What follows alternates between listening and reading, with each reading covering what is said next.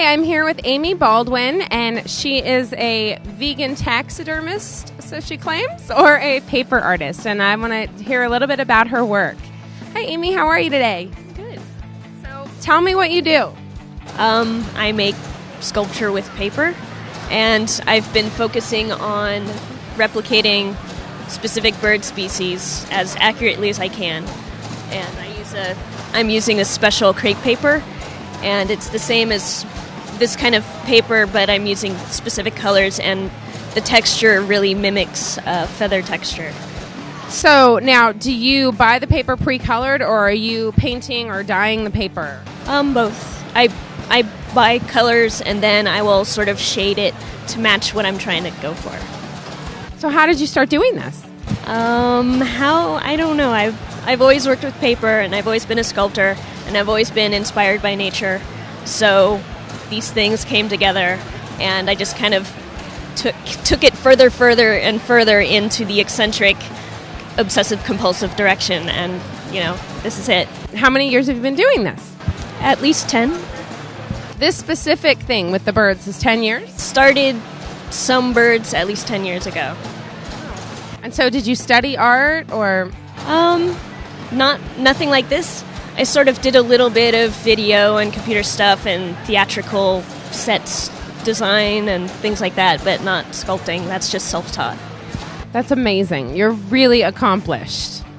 So now, what is the goal for this? Are you hoping to show in galleries, just appeal to private collectors? Like, what's your ultimate dream for this?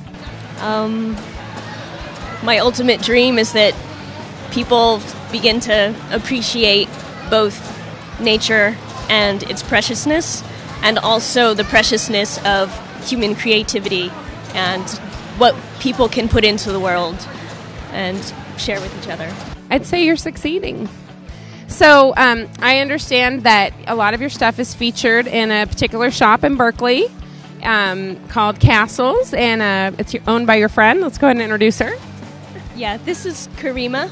Karima, tell me about yourself. Well, I think to begin, I started Castle in the Air 10 years ago. I opened a shop in Berkeley, and the idea was to create a place for artists and dreamers to gather and build a community. And we found our niche supplying rare, hard to find, traditional quality, beautiful art materials for crafters, mostly paper craft, but we also do pens, fine pens, journals for writers. We have a huge following at this point, locally within Berkeley, but then we have students fly in for our classes from 33 states, and fans all over the world write in. The nice thing about being a paper shop is we encourage people to write, and so we get letters from Japan and all over Europe, and I think the shop has become a home for that spirit. So that's amazing. So give me an example of like art supplies that are hard to find. Like, what countries are they from? What are some of the more obscure things that you carry? Well, we're famous for our crepe paper because it is hard to get. I get it in Europe. It's they make it for us in batches. The double-sided crepe paper that's so wonderful for Aimee's work, getting the naturalistic flower colors and the two-tone quality. So that paper, crepe paper flower makers come to us to find because it's the real deal.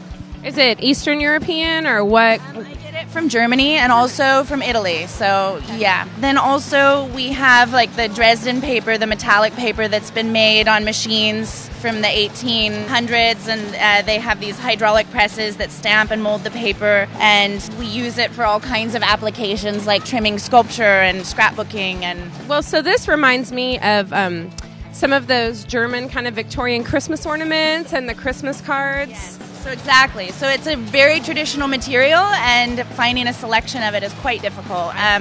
In our shop, we have hundreds and hundreds of different styles of this. We try and get them online, but then, of course, how much time do you spend doing your art? And it's so little by little, we put them up online, and we actually have quite an extensive collection online. But people who walk into the shop say it's the best collection they've seen in the world. That's awesome. Congratulations. I think this is I'm moved by this. This is really cool. And then tell me a little bit about your outfit, because I just love it. Well, I grew up in the clothing business. My parents make clothes. My mother's company made the skirts, and then I felt I needed an apron, so I stole a little fabric from her and stitched up the apron. Yeah, Romanian. Beautiful. I'm first generation American. My mom is very European, and growing up, every time we went anywhere, swap meets or anywhere, she would always buy hand-done handkerchiefs and tablecloths, and I just grew up, and my grandmother did amazing lace work by hand, and so it's almost second nature for me, because if you're brought up knowing what you're looking at, right away, and so there's an affection and an appreciation. And then paper-wise, my husband's grandmother did quilling, and I don't know if you're familiar with quilling. It's like... Yes. And I had never seen it, and it's mind-boggling the amount of patience involved. Yeah. So, well, I think with all of these handcrafts, there's the goal to make something beautiful, but the journey is what is really soul-feeding. I'm happiest when I'm creating and on the journey. I almost kind of never want to get to the destination. So it's like a great book. Yeah, exactly. Exactly. Well, thank you so much. I really enjoyed meeting you. And I enjoyed meeting Aimee, too. She's on the move. Here we go. Thank you, Aimee. Good luck in your journey. I have no doubt you'll be huge. Thank you.